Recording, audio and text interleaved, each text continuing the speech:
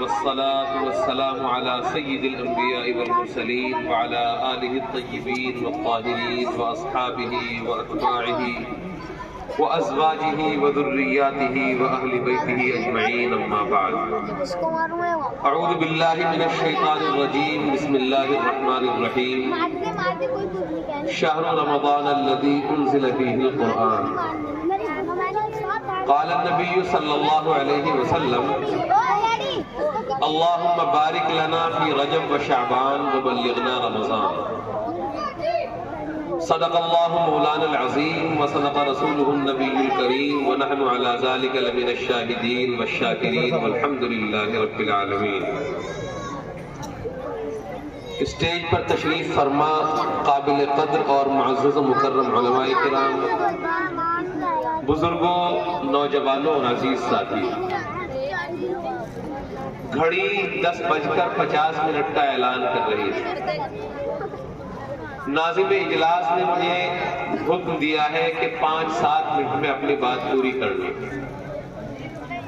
کوشش کروں گا کہ انشاءاللہ اس مختصر وقت میں کوئی پیغام آپ حضرات کی خدمت میں پیش کر دوں. دعا کریں کہ اللہ تبارک و تعالیٰ مجھے صحیح کہنے کی توفیق مرحمت فرمائے، آپ سب کو صحیح انداز میں سننے کی توفیق مرحمت فرمائے، اور ہم سب کو ان کہی ہوئی باتوں پر عمل کرنے کی توفیق مرحمت فرمائے. آپ کے گاؤں میں جب ہم داخل ہوئے تلہڑی بزرگ میں تو ایسا محسوس ہوا کہ یہاں کوئی ہنگامہ برپا ہے. گاؤں میں داخل ہونے سے پہلے 25-30 بچے، جنہیں لڑکے بھی نہیں کہا جا سکتا یا جوان بھی نہیں کہا جا سکتا، میرے خیال میں 15 سال سے 17 سال کے درمیان کے وہ بچے ہوں گے. ایسا طوفان بدتمیزی مچایا ہوا تھا، گالیاں دے رہے تھے، اور ہم سے آگے ایک گاڑی تھی، اس کے اوپر پتھر بازی کر رہے تھے. واقعتاً میرے دل میں دہشت پیدا ہو گئی. مجھے معلوم نہیں کہ یہاں کی کیا کیفیت ہے. بعد میں معلوم ہوا کہ وہ بچے میرے اور آپ ہی کے. مجھے منظر یاد آیا، میرے اور آپ کے آقا تاجدار عرب و عجم فخر رسول محمد رسول اللہ صلی اللہ علیہ وسلم مکے کی سرزمین سے اور مکے میں بسنے والے لوگوں سے دعوت دے دے کر مایوس ہو جانے کے بعد طائف تشریف لے گئے. آپ طائف پہنچے، وہاں جا کر آپ نے وہاں کے ذمہ داروں کے سامنے دین کی بات پیش کی. انہوں نے دین کو قبول نہیں کیا. جواباً یہ کیا کہ رسالت مآب علیہ الصلوۃ والتسلیم کے پیچھے ایسے ہی بچوں کو لگا دیا. وہ بچے، وہ لونڈے، ان کے ہاتھوں میں پتھر تھے، کنکریاں تھیں، اور وہ رسول اللہ صلی اللہ علیہ وسلم کے جسم اطہر پر نشانہ بازی کر رہے تھے. پتھر لگتا، بدن سے خون نکلتا. وہ بدن جو انتہائی درجے پاکیزہ بدن تھا، جو انتہائی مقدس بدن تھا، جو ایسا بدن تھا کہ اس کے اندر سے خوشبو پھوٹتی تھی، ایسی خوشبو کہ محمد رسول اللہ صلی اللہ علیہ وسلم جس گلی سے، جس کوچے سے گزر جاتے تھے، کئی دنوں تک وہ گلی مہکتی تھی، وہ کوچہ مہکتا تھا. اس پاکیزہ اور مقدس بدن پر انہیں 14، 15، 16، 17 سال کے بچوں نے ایسے پتھروں سے نشانہ لگایا کہ آپ کا جسم اطہر خون آلود ہو گیا. بدن سے خون بہنا شروع ہوا، اور خون بہتا بہتا جوتیوں تک پہنچ گیا. آپ کے نالین مبارکین آپ کے مبارک قدموں سے چپک گئے. جب آپ آرام کرنے کے لیے شہر سے باہر کہیں پہنچے اور باغ میں آپ انگوروں کے باغ میں ٹھہر گئے، تو آپ نے جوتے اتارنے چاہے. جوتے خون کی وجہ سے نبی پاک صلی اللہ علیہ وسلم کے قدموں سے چپک گئے. ہمارے بچوں کو ان اوباش لڑکوں جیسا نہیں ہونا چاہیے. ہمارے بچے ہمارے قبضے میں ہونے چاہیے تھے. ہمیں اپنی اولاد کی تربیت کرنی چاہیے تھی. یہ بچے جن کے عمریں 14, 15, 16, 17 سال کی عمریں ہیں. اگر یہ حالات کو نہیں بھاپیں گے، اگر یہ نبی پاک صلی اللہ علیہ وسلم کے اسوے کو نہیں سمجھیں گے، اگر یہ رسول کے طریقے کو نہیں اپنائیں گے، اگر ان کے دلوں کے اندر ایمان کا جذبہ نہیں ہوگا، اگر ان کے ذہنوں میں رسول پاک صلی اللہ علیہ وسلم کی سیرت اور آپ کی تعلیمات نہیں ہوگی، تو یہ نسل آپ کی عزت کا ذریعہ نہیں بن سکتی. نہ دنیا میں آپ کو عزت دے گی اور نہ آخرت میں عزت دے گی. ان بچوں کو سنبھالنے کی ضرورت ہے. اس گاؤں کے ذمہ داروں سے یہ بات کہتا ہوں، گاؤں کے بوڑھوں سے یہ بات کہتا ہوں، گاؤں میں رہنے والے ادھیڑ عمر کے لوگوں سے یہ بات کہتا ہوں، خدا کے لیے اپنی نسلوں کو، اپنے بچوں کو، اپنے لڑکوں کو اپنے قابو میں کیجیے. جس طریقے سے ایک مرغی اپنی چوزوں کو چھپاتی ہے، آپ نے دیکھا ہوگا مرغی کے نیچے انڈے رکھ دیے جاتے ہیں اور انڈوں سے بچے نکل آتے ہیں. کبھی جب مرغی محسوس کرتی ہے کہ آسمان سے کوئی طوفان آنے والا ہے، کوئی وبا اترنے والی ہے، آسمان سے کوئی مشکل چیز اس کے بچوں کے لیے آنے والی ہے، تو مرغی اپنے پروں کے نیچے اپنے بچوں کو چھپا لیتی ہے. آج مسلمان کے لیے ضروری ہے کہ وہ اپنی نسل کی حفاظت کرے، ان کے ذہنوں کی حفاظت کرے، ان کی فکر کی حفاظت کرے، ان کی سوچ کی حفاظت کرے، ان کے خیالات کی حفاظت کرے، ان کے بدن کی حفاظت کرے، ان کے ذہن کی حفاظت کرے، ان کی فکر کی حفاظت کرے اور ان کی ایسی تربیت کرے کہ یہ لوگوں کے لیے نمونہ بن جائے. ہمارے بچے سڑکوں پر آوازیں کسنے والے نہیں ہونے چاہیے، ہمارے بچے نشہ کرنے والے نہیں ہونے چاہیے، ہمارے بچے بدتمیزیاں کرنے والے نہیں ہونے چاہیے. یہ بچے ہمارا مستقبل ہیں، یہ بچے اس ملک کا مستقبل ہیں، یہ بچے اس دین کا مستقبل ہیں. انہی نوجوانوں کے بارے میں علامہ اقبال نے کہا تھا، نہیں تیرا نشے من قصر سلطانی کے گنبد پر، تو شاہی ہے بسیر آ کر پہاڑوں کی چٹانوں میں. آپ نے شاہین کو دیکھا ہوگا، ایسا ہوتا ہے باز کہ کبھی پلٹتا ہے کبھی جھپٹتا ہے اور اپنا نشانہ اس کی نگاہوں میں اتنا مضبوط ہوتا ہے کہ وہ نشانہ اس کی آنکھوں سے بہک نہیں سکتا.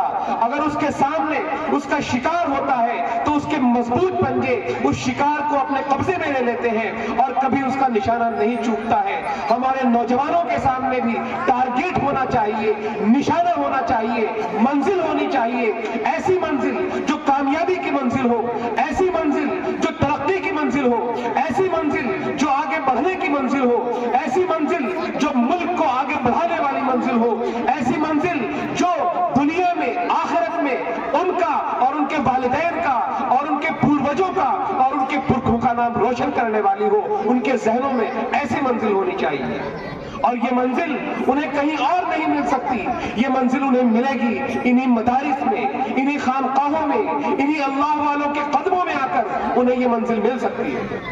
حضرت مولانا محمد عرفان صاحب قاسمی دامت برکاتہ العالیہ جو علاقے کے انتہائی اہم اور بزرگ شخص ہیں، اللہ تبارک و تعالیٰ نے جنہیں بہترین صلاحیتوں سے نوازا ہے، جو دلوں کا حال بدلنے کی صلاحیت رکھتے ہیں، جو اللہ اللہ کر کے دلوں کی کیفیت تبدیل کر دیتے ہیں، ایسے بزرگوں کی، ایسے اللہ والوں کی مجلسوں میں ہمارے بچے جانے چاہیے. میں نے اپنے بچپن میں دیکھا ہے کہ ہمارے بزرگ، ہمارے بڑے جمعے کے دن یا کسی اور دن جمعہ پڑھنے کے لیے جب جایا کرتے تھے تو کسی بزرگ کا انتخاب کرتے تھے.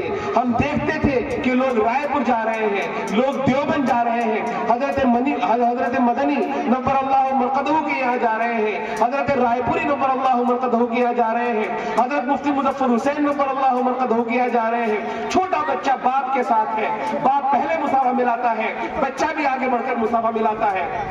باپ کی بھی تربیت ہوتی ہے اور بچے کی بھی تربیت ہوتی ہے. اور پھر وہ بچہ جب ان بزرگوں کے پاس جاتا ہے تو بعد میں وہ ولی کامل بن جاتا ہے.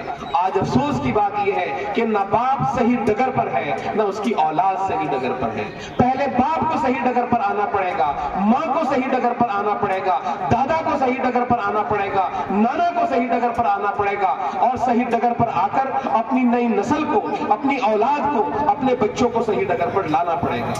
میرے بزرگوں، میرے دوستوں، یہ جلسے، یہ مدرسے، یہ خانقاہیں، یہ مسجدیں، یہ علماء، یہ اہل اللہ، یہ ذکر کی مجلسیں، یہ تقریریں، یہ نعرے، یہ سارے اس لیے ہیں کہ ہم اچھے انسان بن جائیں۔ اگر ہم اچھے انسان نہ بن سکے، ہم اچھے مسلمان نہ بن سکے، ہم خدمت کرنے والے نہ بن سکے، ہم عبادت کرنے والے نہ بن سکے، ہم حسن سلوک کرنے والے نہ بن سکے، ہم لوگوں کو عزت دینے والے نہ بن سکے، ہم نفع پہنچانے والے نہ بن سکے، تو ہمیں سمجھنا چاہیے کہ ہماری زندگی بیکار ہے اور ہماری نسلیں بیکار جائیں گی۔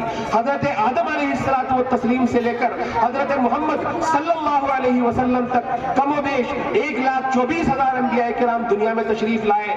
سب کا مقصد یہ تھا کہ انسان بنائے جائیں، انسان بنائے جائیں، آدمی بنائے جائیں۔ آج افسوس کی بات یہ ہے، آدمیت تیری تلاش رہی، آدمیت تیری تلاش رہی۔ دیکھے ہیں پردہائے نام بہت ادب کے ساتھ، بہت عزت کے ساتھ ہاتھ جوڑ کر آپ سے درخواست کرتا ہوں کہ اپنی اس نسل کی فکر کر لیجئے، ان کی تعلیم کا بہترین انتظام کیجئے، ان کی تربیت کا انتظام کیجئے، انہیں مساجد سے جوڑیے، انہیں مدارس سے جوڑیے، انہیں خانقاہوں سے جوڑیے، انہیں قرآن سے وابستہ کیجئے، انہیں احادیث سے وابستہ کیجئے، ان کا رشتہ ان کے رب کے ساتھ جوڑ دیجئے۔ اگر آپ اس کام میں کامیاب ہو گئے، آپ نے اپنے بچوں کا رشتہ اللہ تبارک و تعالیٰ سے جوڑ دیا، اپنے بچوں کا رشتہ محمد عربی صلی اللہ علیہ وسلم کے ساتھ جوڑ دیا، قرآن مقدس کے ساتھ جوڑ دیا، تو آپ قبر میں ٹھنڈی نیند سو سکتے ہیں اور اللہ کی بارگاہ میں پہنچ کر اللہ تبارک و تعالیٰ کی بنائی ہوئی عظیم الشان جنت کے اندر پہنچ سکتے ہیں۔ اور اگر اس کے برخلاف آپ نے کام کیا، آپ لاکھ نمازیں پڑھتے رہے، آپ لاکھ روزے رکھتے رہے، آپ لاکھ دوسرے نیک کام کرتے رہے، آپ کی نسلیں اگر غلط ڈگر پر جائیں گی، غلط راہ پر جائیں گی، غلط نقش قدم پر جائیں گی، شیطان کے راستوں کو اپنائیں گی، تو آپ کو یہ سمجھنا چاہیے کہ یہ آپ کا دنیا کا بھی نقصان ہوگا اور آخرت کا بھی نقصان ہوگا۔ ہمیں نقصان نہیں کرنا ہے، فائدہ کرنا ہے، اپنا بھی فائدہ کرنا ہے، پورے سماج کا فائدہ کرنا ہے، پورے ملک کا فائدہ کرنا ہے، پوری انسانیت کا فائدہ کرنا ہے، پورے عالم کا فائدہ کرنا ہے، اور پورے عالم کو صحیح سیدھی سچی ڈگر پر لانا ہے، صراط مستقیم پر لانا ہے۔ اللہ تبارک و تعالیٰ مجھے بھی، آپ حضرات کو بھی، اور کائنات کے تمام انسانوں کو صحیح ڈگر پر آنے کی، صحیح راستے پر آنے کی اور صراط مستقیم پر آنے کی توفیق مرحمت فرمائے۔ رمضان المبارک کا مقدس پاکیزہ مہینہ آنے والا ہے، اس مہینے کی ہمیں قدر کرنی چاہیے۔ رجب کے مہینے میں بھی، رمضان کے مہینے میں بھی رسول پاک صلی اللہ علیہ وسلم روزے رکھا کرتے تھے، قرآن پاک کی تلاوت کا اہتمام کیا کرتے تھے، غریبوں کو، مسکینوں کو، پریشان حالوں کو، ان کی ضرورتوں کو پورا کیا کرتے تھے۔ یہ مہینہ مواسات کا مہینہ ہے، یہ مہینہ عبادت کا مہینہ ہے، یہ مہینہ قرآن کا مہینہ ہے۔ اس مہینے کی ہمیں قدر کرنی ہے، روزے رکھنے ہیں، تراویح پڑھنی ہے، قرآن پاک کی تلاوت کا اہتمام کرنا ہے، قرآن پاک کو پڑھنا ہے، سننا ہے، اس کا اکرام کرنا ہے، اس کو سمجھنے کی کوشش کرنی ہے اور اس کے مقاصد پر عمل کرنا ہے۔ اللہ تبارک و تعالیٰ مجھے بھی، آپ حضرات کو بھی، اور کائنات کے تمام انسانوں کو اللہ تبارک و تعالیٰ کے دین پر عمل کرنے کی توفیق مرحمت فرمائے۔ اور رجب کے جتنے دن باقی ہیں اور رمضان کے ایام ہمارے درمیان آنے والے ہیں، ان ایام کی قدر کرنے کی توفیق مرحمت فرمائے۔ آمین۔ وآخر دعوانا الحمدللہ رب العالمین۔